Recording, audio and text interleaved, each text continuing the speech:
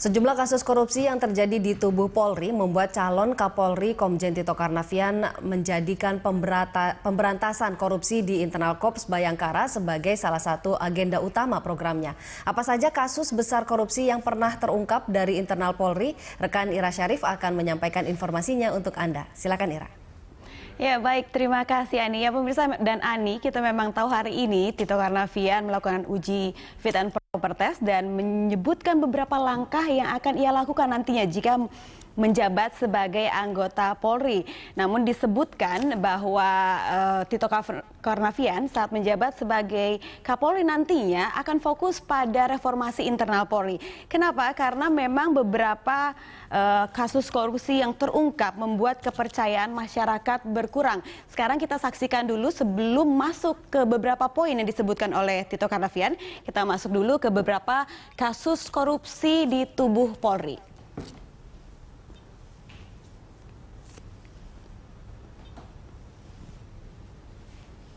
Kita saksikan sebentar. Di sini ada kasus korupsi di tubuh Polri.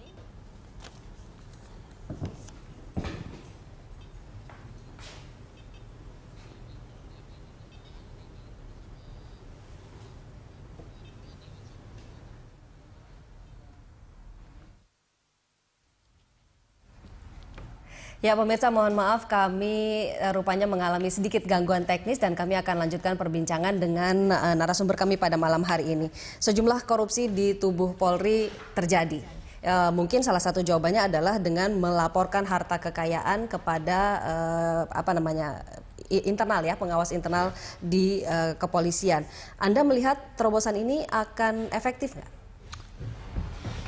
Kalau melaporkan kekayaan itu adalah ke institusi internal lembaga tersebut, ya tentu saja tidak efektif.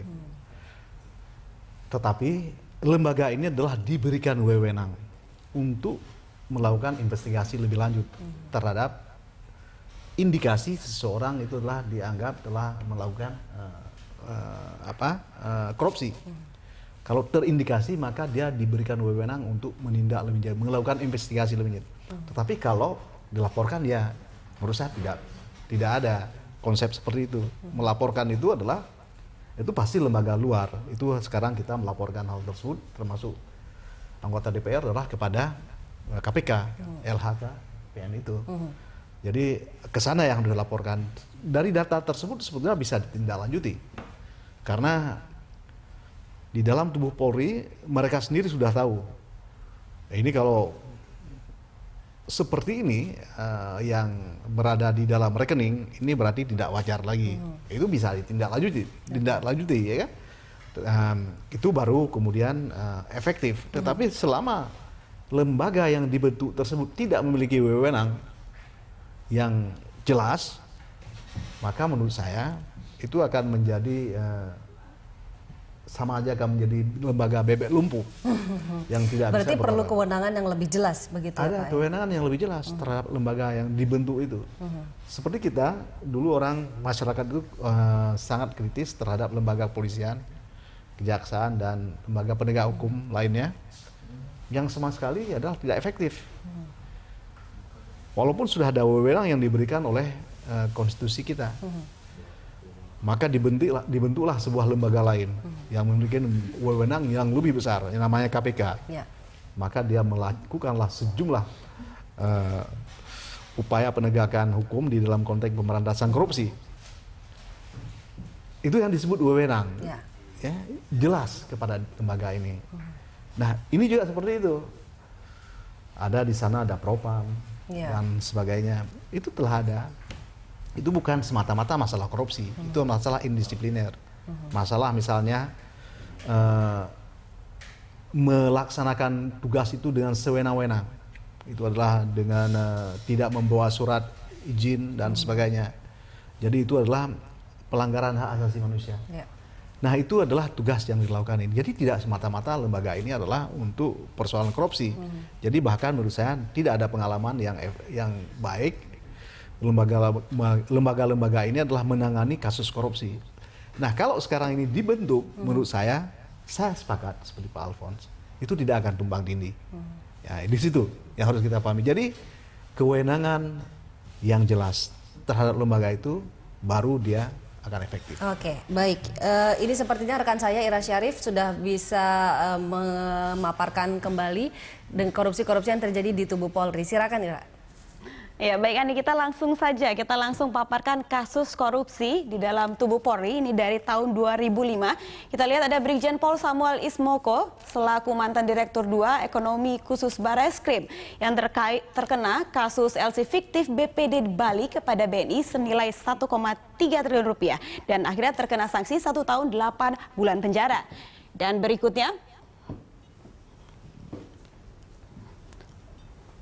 Berikutnya di tahun 2006 kita mungkin bisa refresh memori kita, Komjen Pol Suyitno Landung selaku mantan Kabar Eskrim di mana kasusnya terkait pembobolan Bank BNI dan terkena sanksi selama 1 tahun 6 bulan. Dan pemirsa berikutnya Brigjen Pol Edmond Ilyas, ini mantan Kapolda Lampung terkait kasus yang mengganti pasal yang dikenakan kepada Gayus Tambunan dan akhirnya tidak boleh bekerja lagi di lingkungan reskrim selaku sanksinya saat itu. Dan yang berikutnya masih terkait kasus dari Gayus Tambunan, ini Brigjen Pol Raja Erisman pada tahun 2011 selaku mantan Direktur 2 Ekonomi Khusus Barreskrim di mana beliau terkena kasus pembukaan pemblokiran rekening dari Gayus senilai 25 miliar rupiah dan saksinya membuat permintaan maaf dan dimutasi. Yang berikutnya tahun 2011 ini juga kita masih ingat dengan kasus Susno Duaji di mana mantan Kabar Eskrim menerima suap dan korupsi dana pengamanan Pilkada Jabar tahun 2008 dan terkena sanksi 3,5 tahun penjara. Namun saat itu juga Susno Duaji namanya banyak terdengar terkait kasus hukum mafia ataupun juga kasus cicak vs buaya. Dan berikutnya pemirsa, di tahun 2012 Irjen Joko Susilo ini juga cukup fenomenal selaku Kakor Lantas Polri dengan kasus pengadaan simulator SIM dan terkena sanksi sebesar 18 tahun penjara. Dan berikutnya masih dengan kasus yang lama terkait korupsi pengadaan simulator SIM selaku Wakil Kakor Lantas Polri Brigjen Didi Purnomo yang terkena sanksi 5 tahun penjara.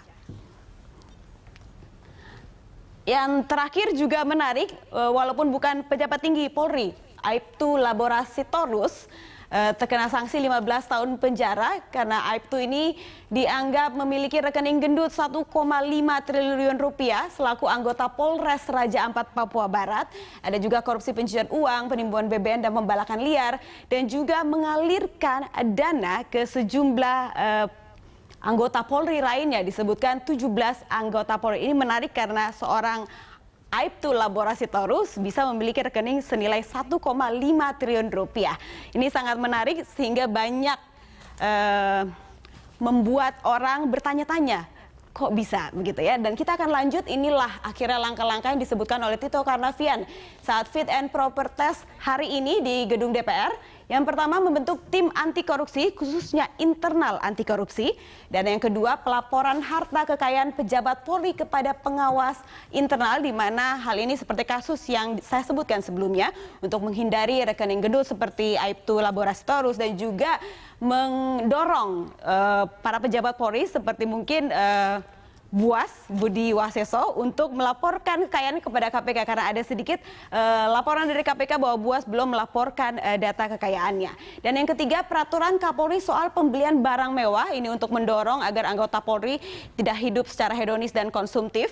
Dan berikut juga yang terakhir adalah mengoptimalisasi whistleblower. Ini memang perlu dipertanyakan lebih lanjut seperti apa mengoptimalkan sistem ini karena ini sulit dilakukan. Kita lihat bagaimana tindakan atau langkah yang akan dilakukan oleh Komjen Pol Tito Karnavian nantinya. Ya, kita langsung kembali ke Ani di studio. Baik Ira, terima kasih atas pemaparan Anda dan pemirsa kita akan lanjutkan perbincangan Pak Alphonse. Ini harus diakui bahwa tidak sedikit senior yang terlambat atau bahkan tidak kunjung memberikan LHKPN. Apakah ini juga salah satu langkah Tito Karnavian untuk bersih-bersih senior yang korup? Bisa jadi itu juga Karena memang secara faktual ada juga yang menurut undang-undang sudah wajib melaporkan, tetapi dalam kenyataan belum mensubmit kewajiban tersebut. Memang undang-undang tersebut kalau memang tidak disubmit juga tidak ada juga sanksinya. Nah, mungkin sanksi moral sekarang kalau memang seorang Kapolri punya pernyataan serupa itu, diharapkan bahwa jajaran pendukung dia, senior atau siapapun juga, melihat itu sebagai sebuah himbauan moral yang harus dilaksanakan. Oke, sekarang DPR sudah bulat nih, satu suara begitu ya Pak Taufikul Hadi, sudah memuluskan langkah Tito Karnavian. Tapi apa masukan Anda untuk Tito Karnavian yang sesaat lagi akan menjadi jenderal dan menjadi Kapolri? Jadi begini, kalau dia sebenarnya tidak perlu kita sampaikan lagi, karena tadi saya pikir mata masyarakat seluruh Indonesia itu adalah sudah melihat langsung proses fit and proper test itu. Bagaimana anggota DPR Komisi 3 itu adalah melontarkan sejumlah pertanyaan. Kemudian bagaimana Komjen Tito Karnavian itu adalah menjawabnya, ya. Maka hal yang sebelumnya tidak kita ketahui menjadi kita ketahui. Apa yang sebelumnya itu adalah dianggap itu adalah sesuatu sisi yang agak gelap di dalam lembaga tersebut, tapi sekarang itu oleh Komjen Tito Karnavian ini diungkapkan semua ke atas. Maka menurut saya semua yang dilontarkan tersebut itu masih catatan-catatan yang tidak dibaca semuanya, tetapi pada kita itu semuanya ada. Itu menunjukkan memang ada pemahaman dia yang sangat kuat terhadap lembaga ini.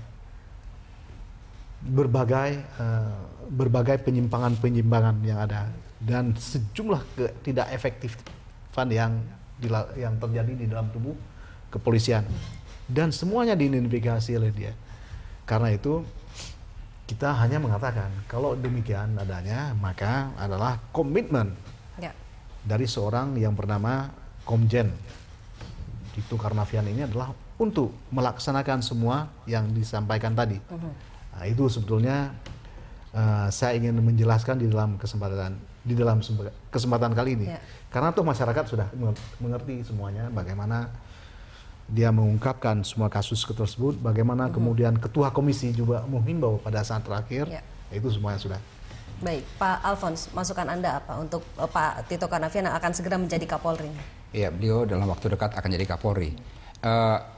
Inventarisir dan perhatikan hal-hal yang sebelumnya pimpinan Polri belum kerjakan. Antara lain contoh, berapa banyak laporan masyarakat yang ditampung oleh Kompolnas. Kompolnas memberikan rekomendasi, tidak ada kelanjutan. Salah satu saja, kalau memang kita lihat sekarang bahwa komitmen dan integritas moral dari seorang Komjen Tito Karnavian seperti itu, paling kurang Kompolnas sebagai lembaga di mana masyarakat bisa mengeluh dan memberikan koreksi kepada polisi, lembaga ini punya suara juga perlu jadi acuan. Karena kalau yang waktu yang lalu kita anggap saja lembaga ini sayup-sayup tak sampai, atau ada atau tiada tidak jelas. Nah, sekarang karena lembaga ini dibayar oleh uang rakyat dan tugasnya untuk memberikan supervisi ataupun mungkin masukan-masukan kepada Polri atas komplain masyarakat, ini paling kurang ini harus jadi acuan. Oke, baik. Catatan Anda malam hari ini adalah memberi porsi lebih banyak kepada masyarakat. Baik, Pak Alphonse, terima kasih banyak, bagus sekali. Dan Pak Taufikul Hadi juga terima kasih atas kehadirannya di Berita 1 TV serta masukannya pada malam hari ini.